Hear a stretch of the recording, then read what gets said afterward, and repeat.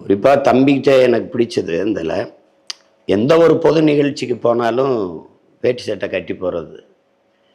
அது வந்து நானே கூட நிறைய இடத்துல கட்டிட்டு போகிறதில்ல. சில நிகழ்வுக்கு தான் போவேன். அதை அவர் பார்க்கும்போது இந்த படத்து பாட்டு இது வெளியிட்டுள்ள கூட அவர் வேட்டி தான் கட்டியிருந்தார். அது எனக்கு ரொம்ப நெகிழ்ச்சியாக இருக்கும் அவரை பார்க்கும்போது. அது மாதிரி இவர் இருக்கிற உயரத்தில் வேற மாதிரி திரைக்கதை எழுதி எடுத்துகிட்டு போயிருக்கலாம். ஆனால் அவர் தன்னுடைய பிறந்த ஊருக்கு அந்த ஊரை நினச்சி பார்த்து அதில் ஒரு சாதாரண ஒரு இட்லி கடையை இன்றைக்கி கார்ப்பரேட் உலகம் கூட்டாண்மை நிறுவனங்கள் பெருத்து வருகிற காலத்தில் தன் தாய் கிராமத்தில் இருக்கிற அந்த இட்லி கடை மையப்படுத்தி ஒரு படத்தை எடுத்திருப்பது அவ்வளவு நேர்த்தியாக இருக்குது.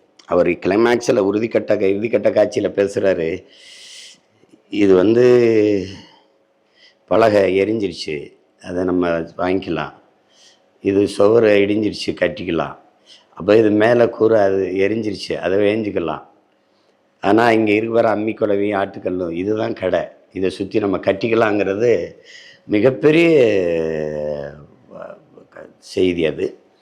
அதுக்கப்புறம் அதில் அகிம்சை, வன்முறைக்கு எதிரான அகிம்சையை வலியுறுத்தியது.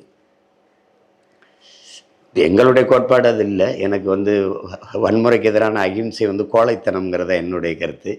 வன்முறைக்கு எதிரான வன்முறையும் அகிம்சை தான்.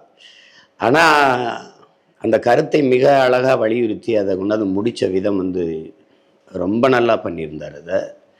அதனால் இது ஒரு முழுமையான படைப்பாக பார்க்குறேன்.